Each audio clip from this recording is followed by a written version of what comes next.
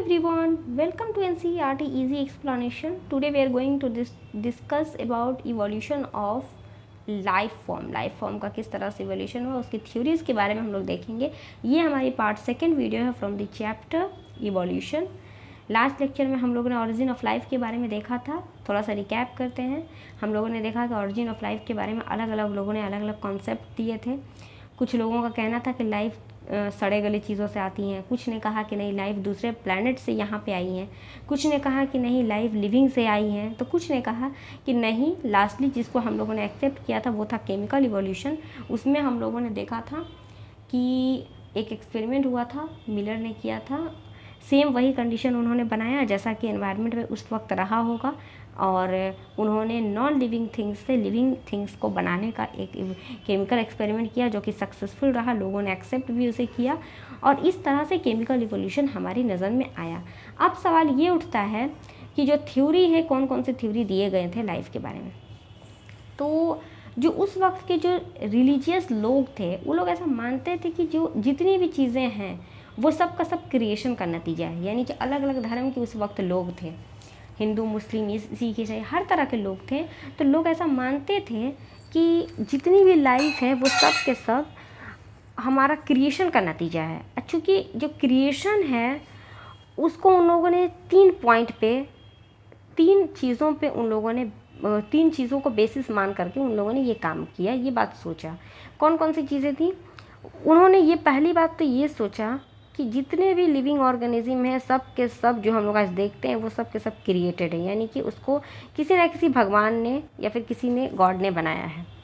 दूसरा उन्होंने ये बताया कि चूँकि क्रिएशन है, हर कोई क्रिएशन का ही नतीजा है, तो इसलिए डाइवर्सिटी जो रहेगा वो सेम रहेगा दुनिया में। यानी कि जो चीज़ें अभी प्रेजेंट हैं वही चीज़ें फ्यूचर में भी प्रेजेंट रहेंगी, क्योंकि क्रिएशन चेंज नहीं करता है।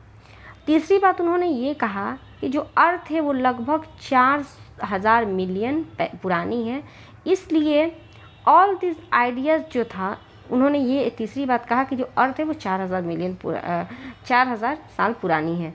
ये जितने भी आइडियाज़ अभी 3 चीज़ों के बारे में बात किया, उस वक्त धर्म वाले लोग ज़्यादा थे, यानी कि 19th सेंचुरी में धर्म वाले जो लोग थे वो ज़्यादा थे और वो लोग इस बात को एक्सेप्ट भी करते थे। लेकिन उसी दौर में कहते हैं ना कि जब भी एक नदी एक लाइन में बहती है तो उस वक्त कुछ ना कुछ ऐसा होता है कि उसको अपना धारा चेंज करना पड़ता है। तो यहाँ पे भी कुछ ऐसा ही हुआ। उस दौर में एक आदमी पैदा हुआ जिसका नाम था डार्विन, चार्ल्स डार्विन। उन्होंने कहा कि नहीं, इस तरह की बात नहीं है, यानी कि सारे लोग सपोर्ट कर रहे हैं कि हाँ क्रिएशन हुआ है। डार्विन अकेला बंदा है जो बोल रहा है कि नहीं भाई क्रिएशन नहीं हुआ है, इवोल्यूशन हुआ है। तो फिर अब सवाल ये उठता है, लोगों ने उनसे पूछा कि अगर ठीक है इवोल्यूशन हुआ है तो कैसे हुआ है, प्रूफ करो इस बात को।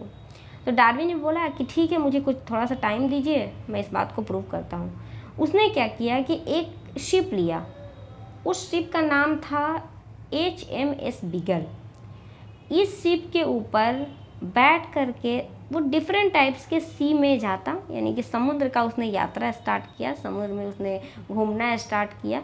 वो जगह जगह पे गया, अलग अलग जगह पे वो गया और अलग अलग चीज़ों को उसने ऑब्ज़र्व किया और फाइनली लोगों को उसने बताया कि ऐसा इवोल्यूशन ही हुआ है। उसका रीज़न उसने ये दिया कि कहीं कहीं गया तो उसको बहुत सारी चीज़, जैसे कि कहीं कहीं गया तो उसको कुछ आइसलैंड पे इस तरह की पक्षियाँ मिली जिसका चोंच का वो मतलब होता है ना वो साइज़ अलग अलग था। फिर और भी चीज़ें उसको मिली। इस तरह से उसने प्रूव किया कि इवोल्यूशन हुआ है और लोगों ने इस बात को फिर बाद में सपोर्ट भी किया। Many such life forms don't exist anymore. There had been extinction of different life forms from the year gone by. Just a new form of life arose at different period of the history of the earth. यानी कि जो history of the earth हम देखें तो अलग अलग तरह के जानवर, जीव जंतु सब कुछ पैदा हुए हैं। इसलिए उसने कहा कि जो इवोल्यूशन है वो ग्रेजुअल है। ग्रेजुअल बोले तो एक ही बार में इंसान नहीं बना है, इंसान से पहले भी बहुत सारी चीज़ें बनी होंगी। उसने फिर वो अलग अलग नेचुरल कंडीशन में जाता था, फिर वहाँ पे उसको डार्विन की डार्विन का एक बात था कि उसने ये ऐसा सोचता था ना कि इस तरह से तो बहुत सारे बच्चे पैदा होते हैं, लेकिन उसने फिटनेस के ऊपर बात किया कि रिप्रोडक्टिव फिटनेस, मतलब ये हुआ कि एग्जाम्पल के तौर पे मान लो एक कुत्ता है, वो कुत्ता बहुत सारे बच्चे एक साथ पैदा करते हैं 10 ठो, लेकिन वो 10 बच्चा ज़िंदा नहीं रहता है, ठीक है। तो सबसे पहले बात तो ये जो कुत्ता है, एक आदमी है, इसको छोड़ो, एक आदमी है जिसके पास बहुत सारा पैसा है, यानी कि पूरी तरह से फिट है, और एक ऐसा बंदा है जिसके पास कोई पैसा वैसा कुछ नहीं है लेकिन उसके पास बच्चे हैं। दोनों में से अगर ये पूछा जाए अकॉर्डिंग टू डार्विन कि कौन ज़्यादा फिट है, ये जिसके पास हेल्दी है, पैसा है, सब कुछ है, या फिर ये आदमी जिसके पास सिर्फ बच्चे हैं, ना तो इसके पास पैसा है ना हेल्थ है, कुछ नहीं है। तो अकॉर्डिंग टू डार्विन ये आदमी ज़्यादा फिट है, क्योंकि डार्विन का ऐसा मानना था कि जिस इंसान के पास रिप्रोडक्टिव फिटनेस है, यानी कि जो इंसान या फिर कोई सा भी ऑर्गेनिज्म जो बेबी पैदा कर सकता है, तो वो ज़्यादा फिट है। उसने ऐसा क्यों कहा? तो रीज़न ये उसने बताया कि ठीक है, ये आदमी तो मर जाएगा, ठीक है, लेकिन इसने जो बच्चे पैदा किए, मान लो 10 बच्चा इसने पैदा किया, ये 10 बच्चा मिल करके अगला जनरेशन में अगर 5-5 बच्चा भी पैदा करता है तो आने वाले टाइम के लिए नेचर के लिए वो ऑप्शन खोल देता है। और वो ऑप्शन ही तो नेचर को चाहिए। नेचर को क्या चाहिए? नेचर तुमको हर चीज़ दे रहा है, तो ऑप्शन तो उसको चाहिए ना कि वो बेस्ट उसमें से पिक कर सके। और ये आदमी कब तक है? जब तक इसकी ज़िंदगी है। ये मर गया तो इसका पैसा भी ख़त्म हो जाएगा, फिर क्या होगा? तो ये ज़्यादा फिट है, ठीक है।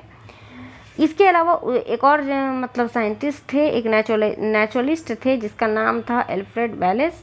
ये भी इस बात को, वो भी एक काम कर रहे थे, मैले आर्ची पिलागो नाम का, मतलब एक वो है, एक चीज़ है, उसके ऊपर ये भी वर्क कर रहे थे। उन्होंने सेम टाइम पे ही किया। अब वो भी इसी तरह का, मतलब कि वो भी डार्विन की बात को सपोर्ट करते थे। इस तरह से डार्विन ने प्रूव किया कि geological history of the earth जो होता है, यानी कि अलग अलग जगह पे, ये पूरा मान लो अर्थ है तो सब जगह का एनवायरनमेंट एक जैसा नहीं ना है, सब जगह का एनवायरनमेंट अलग अलग है। तो उन्होंने ये बात प्रूव किया कि अलग अलग जगह पे जो ऑर्गेनिज्म है वो अलग अलग है, उनका रहने का, चलने फिरने, खाने पीने, हर चीज़ का तरीका अलग है। इसलिए पहला चीज़ तो ये हो गया कि सेम नहीं है। दूसरा चीज़ ये हुआ कि क्रिएशन नहीं हुआ है, क्योंकि ग्रेजुअल इवोल्यूशन हुआ है। तो ये सारी चीज़ें उन्होंने प्रूव की। ये था हमारा कि थ्योरीज ऑफ इवोल्यूशन। अब नेक्स्ट वीडियो में हम बात करेंगे कि एविडेंस ऑफ इवोल्यूशन कौन कौन सी हो सकती हैं।